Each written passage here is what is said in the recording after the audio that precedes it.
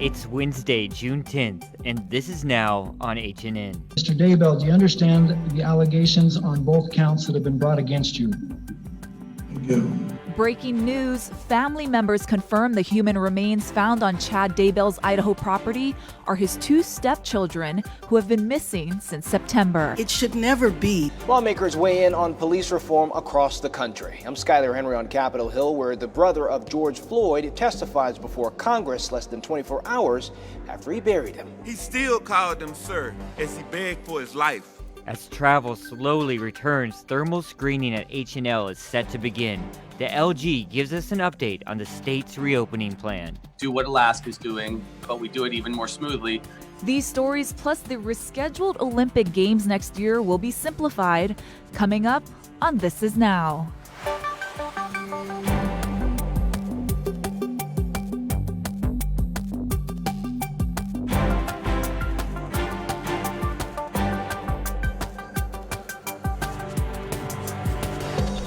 Good afternoon, the time is now 12:01. You're watching This Is Now. I'm your director, Jonathan Soppy, alongside Ashley here. We want to begin with late-breaking developments out of Idaho and a missing children's case that has ties to here at home. Relatives confirm the two sets of human remains found on Chad Daybell's Idaho property are his stepchildren, JJ Vallow and Tylee Ryan. Now, Daybell has been charged and appeared in court today, where a judge set his bail at $1 million. We're going to hear from Jonathan Vigliotti. State of Idaho versus Chad Guy Daybell. Chad Daybell made his initial appearance in court after police executed a search warrant at his home in Rexburg, Idaho, Tuesday. They say they found human remains buried on the property and placed him under arrest. There he is! Daybell is charged with 2 felony counts of destruction, alteration, or concealment of evidence. Mr. Daybell, do you understand the allegations on both counts that have been brought against you? I do. Police say they found 2 sets of human remains. Autopsies are pending. Although those remains have not yet been positively identified, we are aware that those remains are the remains of children. Bail was set at $1 million, even though the charge only carries a maximum prison sentence of 5 years. The developments come more than 3 months after Lori Vallow, Daybell's new wife and the mother of 8-year-old JJ and 17-year-old Tylee, was arrested for defying a court order to prove her children were alive. The couple has refused to tell police where they are. This is the last known image of JJ, taken last September. Tylee was last seen earlier that month in Yellowstone National Park. Their mother was extradited to Idaho in March from Hawaii, where the couple had relocated right after they married. At the time, police wanted to speak to them about the children and Chad's former wife, who had died suddenly just 2 weeks before Chad and Lori's wedding. Her death is also under investigation. Results of an autopsy are pending. Daybell's home was first searched in January, but at the time, that yard was covered by snow. Jonathan Vigliotti, CBS News, Los Angeles. We're following this developing story here in the HNN Digital Center. The search continues for a missing diver off the Big Island. Lacey Denise has the details. Rescue crews are still searching for a missing free diver off Mahukona. The Coast Guard has been looking for Malcolm Davis since yesterday morning. They say he was spearfishing with 7 friends when they became separated. He was last seen wearing white board shorts and black fins. Multiple units, including the Hawaii County Fire Department, are participating in the search on the water and by air. The Coast Guard is asking waterway users to call them if they see Davis or have any information at 842-2600. Meanwhile, a fisherman who was reported missing off Hawaii Island has been found dead. At around 11 o'clock last night, the Hawaii County Fire Department responded to the shoreline of Pu'uhonua Road in South Kona. Crews initially searched the shoreline but could not find him due to the weather. The U.S. Coast Guard also searched by air and boat and later located the victim. Authorities have not yet released the fisherman's identity. State lawmakers announced they will be returning to the Capitol on June 22nd for a 3-week session. They say they want to deal with the secrecy in police discipline, COVID emergency matters, and the fall of state revenue. Among the possible debates will be whether public worker raises should be blocked or suspended, but leaders did say they hope to balance the budget without harming public workers, who they say have been providing essential public service throughout the pandemic emergency. The day after George Floyd was laid to rest, his brother is testifying before Congress about police brutality. Skylar Henry has more details from Capitol Hill. Philonise Floyd arrived on Capitol Hill to testify about police brutality. His brother was laid to rest in Houston Tuesday after dying under the knee of a police officer. The man who took his life, who suffocated him for 8 minutes and 46 seconds, he still called him sir as he begged for his life. Mr. Floyd says he believes former officer Derek Chauvin murdered his brother. I know that he knew him. Everybody knew him. The mayor knew him. Killed my brother just because he didn't like him, and it has to be racist. Republicans say it's time for real solutions to police brutality, but say defunding police is not the answer. It is pure insanity to defund the police. And the fact that my Democrat colleagues won't speak out against this crazy policy is just that frightening. That feeling was shared by Angela Underwood Jacobs, whose brother Patrick was a federal officer killed in the line of duty last month. It is a ridiculous solution to proclaim that defunding police departments is a solution to police brutality and discrimination. Lawmakers from both parties are working on police reform bills to set federal guidelines for every police department to meet. It should never be that you can do a chokehold in one city and not in another. There should be basic standards. Houston Police Chief Art Acevedo said police departments have to recognize their shortcomings. We must acknowledge that law enforcement's past contains institutional racism, injustices, and brutality. Republican Senator Tim Scott is working on the GOP police reform proposal. So there's common ground between the House bill, our bill, and the White House bill. White House officials met with Scott Tuesday to discuss his plan. Skylar Henry, CBS News, Capitol Hill. U.S. Army officials say they will now consider renaming forts named after Confederate generals. Defense Secretary Mark Esper and Army Secretary Ryan McCarthy say they are open to having a bipartisan dialogue. The Army has 10 posts named after Confederate leaders across the South. Those include Fort Bragg in North Carolina, Fort Hood in Texas, and Fort A.P. Hill in Virginia. McCarthy says he wants to consult the White House, Congress, and state and local governments before he does anything. The Army also issued a statement saying that while they will consider change, quote, the historic names represent individuals, not causes or ideologies. Meanwhile, the Navy says it's drafting an order to ban Confederate flags. The rule would reportedly prohibit the flag from all public spaces on Navy bases, ships, and aircraft. The Marine Corps already issued a similar order. The flag is deeply offensive to many since it represents the force that fought to continue the practice of slavery in the U.S. New developments in Minneapolis today. The police chief there says he's laying out a plan for reform that includes withdrawing from negotiations with union contracts. Tom Hansen has the story. 2.5 weeks after the death of George Floyd, protests across the nation show no sign of letting up. Overnight in Richmond, Virginia, protesters set a statue of Christopher Columbus on fire, pulled it down, and then tossed it into a lake. In Seattle, protesters took their fight against police brutality inside City Hall, occupying the building late into the night and calling for the mayor to resign if she does not defund the police department.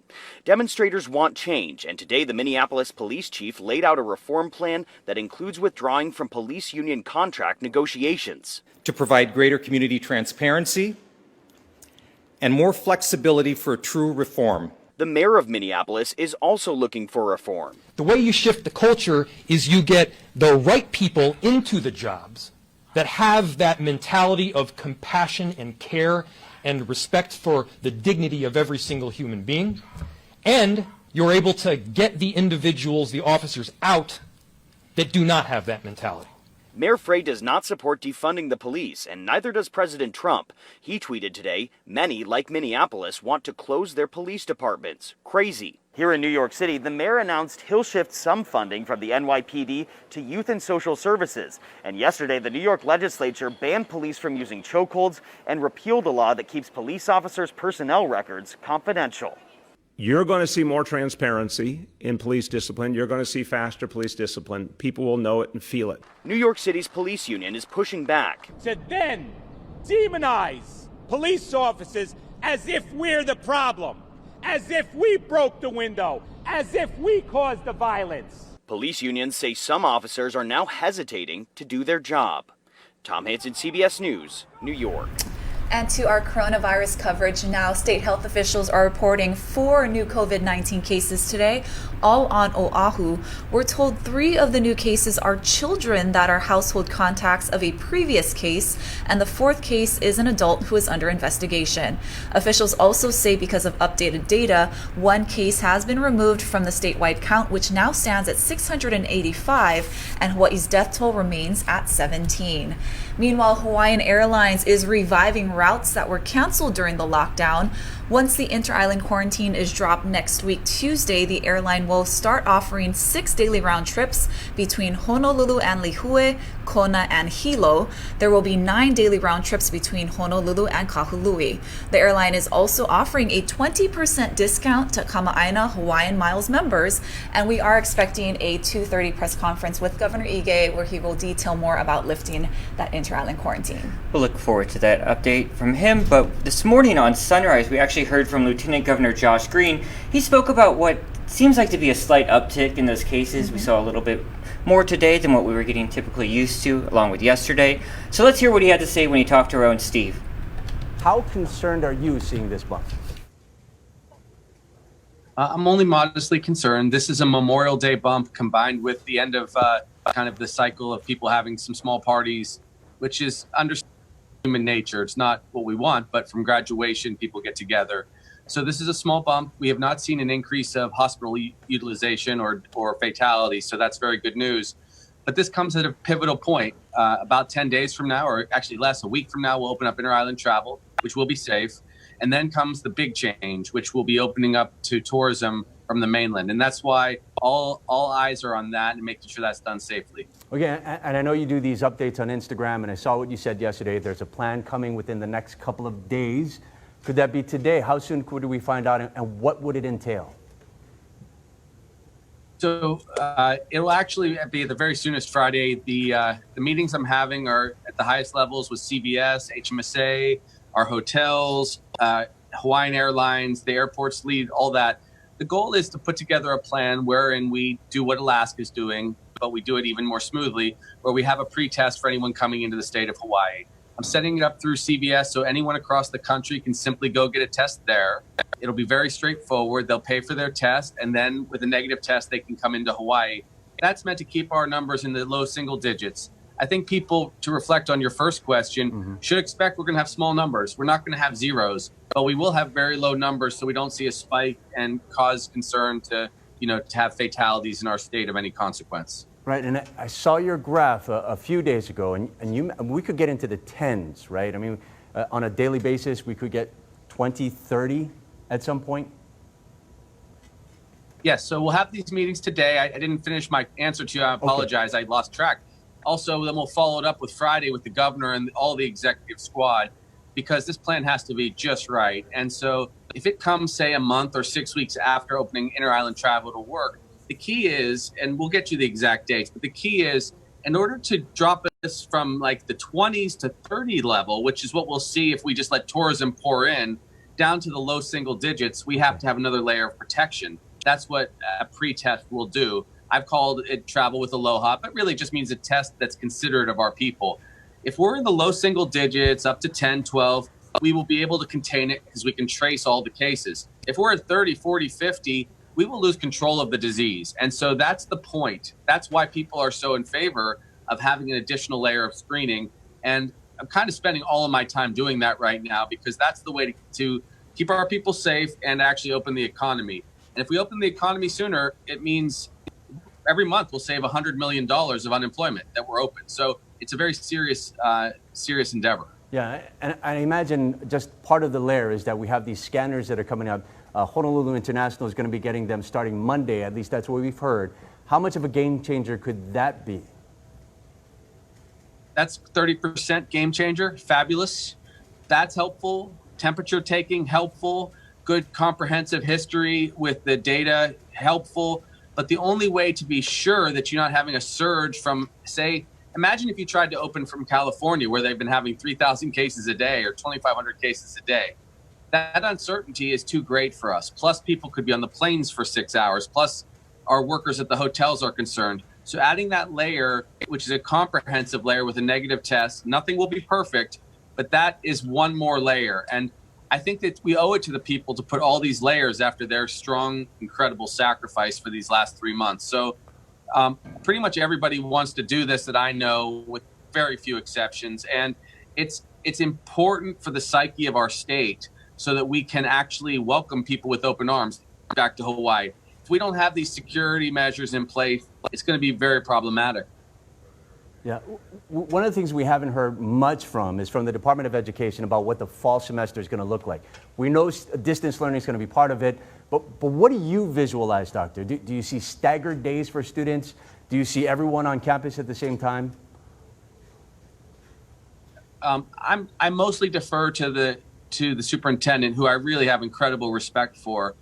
It's a super challenging situation. None of the answers are great yet. If you stagger days, then it doesn't help moms and dads that have to stay home from work. Yeah. If you don't stagger days, then you have too many kids in the classroom. I think it's going to be a very complicated mix of letting some kids be home if that's what is safe for them and they feel they're comfortable with, but it's an imperfect situation. And I have to say, the idea of putting my 9-year-old Sam in a mask all day, just as a dad, is not particularly appealing. So I think that we still have some things to debug. They did do some special things in Los Angeles that we've pointed out. They did a very, very robust tech program to let kids be at home, everyone having a device. But that's not normal schooling either. So Christina's working hard at this, and I expect she'll have a good solution for us by fall. Yeah, we have summer fun, and again, we completely understand the need for these things, but at the same time, they're doing their best, right? We've got lower numbers, there's going to be social distancing, I'm sure everything's going to be clean, but at the same time, we're talking about 6 to 13-year-olds. I mean, holding them accountable to these rules, it's going to be rough. Your concerns as you look at what might be happening in the next month? Well, so that let me be very clear. That is the exact reason to keep our numbers at an ultimate, real small ebb, a totally low number, because that solves all problems. That raises all ships, basically. If we can keep the numbers in the low single digits, it takes the pressure off the schools because there's less likely spread. It takes the pressure off the restaurants. It takes the pressure off the hotels. Some people will say, is it an overkill? Well, it's not an overkill when you think that you'll have to otherwise lock down the schools, lock down the restaurants, never open clubs, not have conventions come back. So a little, quote, overkill on the front end by making tourists and our returning residents take that extra precaution makes everything else that much easier. And that is, I think, the message that people have to consider. By doing that, we can actually get control over all, rather than trying to one-off each of these problems. And a global solution, which I'm working on with all of the top people, really makes the most sense. It's economical. It's supported by our hotel guys. The airports are coming along very nicely. And it's just the right thing to do for an island state. I hate to be so blunt, but any other solution is going to lead to terrible ripple effects that we will be struggling with all fall and winter. Yeah. Obviously, a lot to think about as we try to get back to some semblance of normal. But Lieutenant Governor Josh Green, we appreciate your time this morning. Thank you, Doctor. The 2020 Olympics organizers announced today that the rescheduled games next year will be simplified. The games were originally scheduled to start next month in Tokyo, but they were postponed for a year in March by the International Olympic Committee and the Japanese government due to the pandemic. At a news conference today, Tokyo organizers said the Olympics will not be done with grand splendor, but they did not provide specifics on modified events, a timetable, or the budget.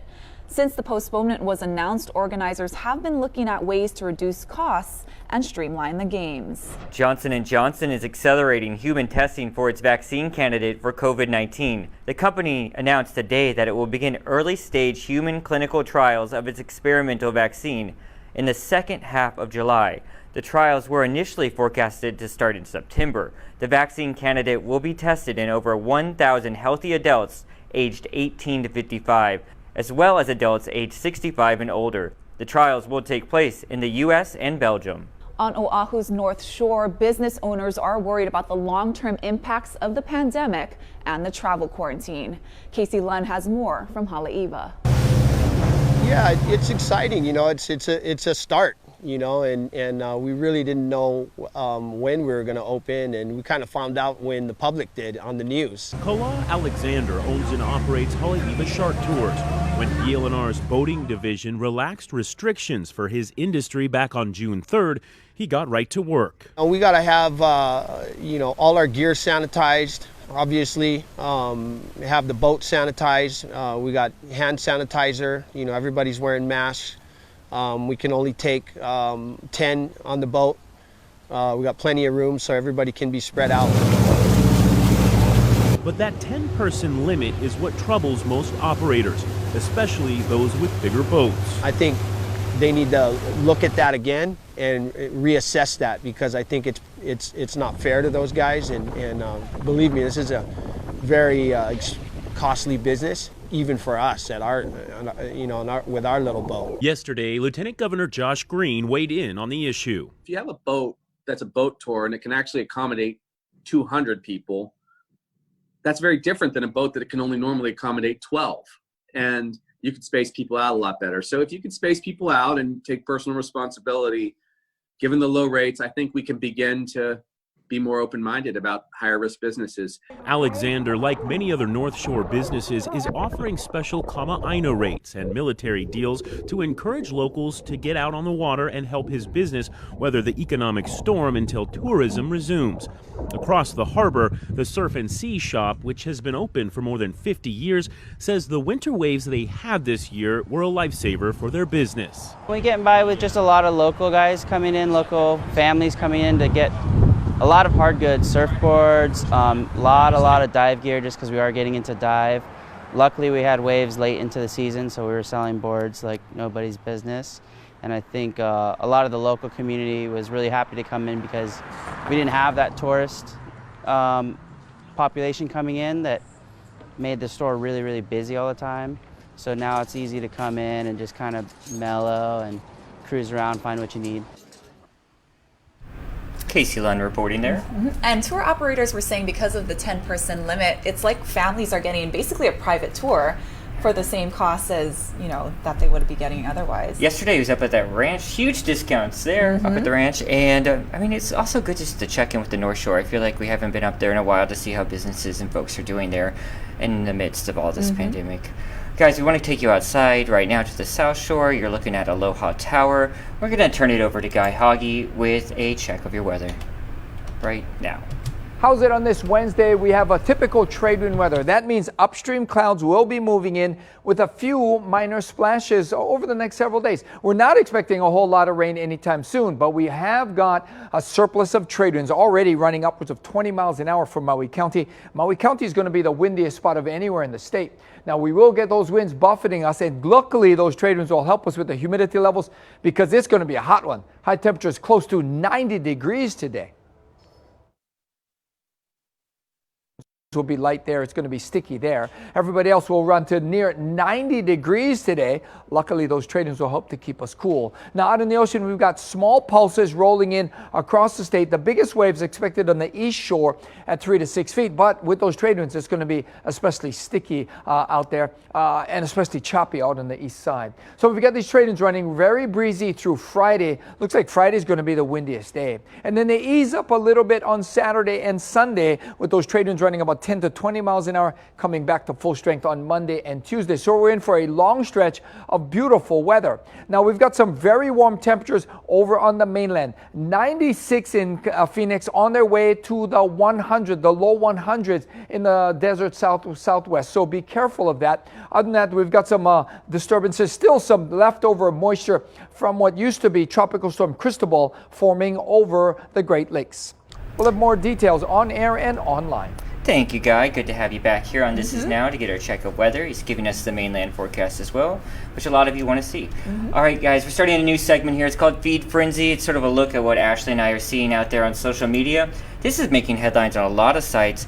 Gone with the Wind being removed from HBO Max. The 1939 film is one of the most successful celebrated movies ever, but critics say the film wrongly portrays slaves as well treated and generally satisfied with their lives. As you can see, HBO Max took to Twitter and this response, and this has also been happening with other Hollywood shows as well. I want to show you this headline from the New York Times. This says Cops has been canceled. The longtime famous reality show has been pulled from Paramount's distribution, along with for similar reasons as why HBO took away Gone with the Wind. Ashley, what are you seeing out there on the feeds? So if you are a Friends fan like I am, well, the co-creator of the popular TV series says she didn't do enough to promote racial diversity in her shows. Marta Kaufman, who also co-created Grace and Frankie, said on a virtual panel, quote, "I just wish I knew then what I know now. I would have made very different decisions." Now, Friends has received criticism for its lack of diversity, even by the cast members. David Schwimmer, who played Ross, said he pushed for his character to have girlfriends of different races. And the Friends cast is planning a reunion special which will air on HBO Max, but production has been delayed because of the pandemic. But I'm sure this topic is going to come up during the reunion. For sure, and we'll be checking the feeds every day here on This Is Now. I want to talk about this real quickly. Did you know the pandemic has caused nearly a 400% surge in the demand for puppies? I believe that. Yeah, I do too. Ian Lee takes a look at this. Look at this story. Puppy love is in the air, and for animal shelters and breeders, that means one thing. We have had a massive increase of demand for people wanting puppies, emailing at 12 o'clock at night, 1 o'clock in the morning, email after email. Demand for dogs has skyrocketed due to the coronavirus lockdown, leading to a puppy shortage in the UK and US. In New York, the epicenter of the pandemic, some shelters have thousands of people on their waiting lists. We still have people showing up for the animals of New York, and it feels amazing. A dog's for life, not just for lockdown, says advocate Paula Boyden. She already anticipates thousands of dogs being surrendered to shelters in the coming months. Because our worry is that folks will get to the end of lockdown, they'll go back to work. The concern is that we'll end up with puppies being relinquished as a result of that. With millions of people on unemployment and money tight, shelters are seeing a decline in donations. So you've got that double-edged sword of potentially increased relinquishment and also less organisations to be able to provide appropriate care for those animals. A word of caution before saying yes to a new pet. Ian Lee, CBS News, London. Always love living out, ending the show on puppies, right? I know, but I hope they're not returned back to the shelters. Keep them. Any potential pet adoption for you? You know my apartment doesn't allow it, Yeah. Jonathan. But once I move, for sure. Be a little sneaky. All right, guys, that's going to do it for This Is Now on this Wednesday. Coming up, we have a press conference from Governor Ige. Ashley's going to give that to us on our H&N Digital platforms. At least give us a wrap-up tonight at 5. You guys stay safe out there. We'll see you at that press conference right here on your H&N Digital platforms.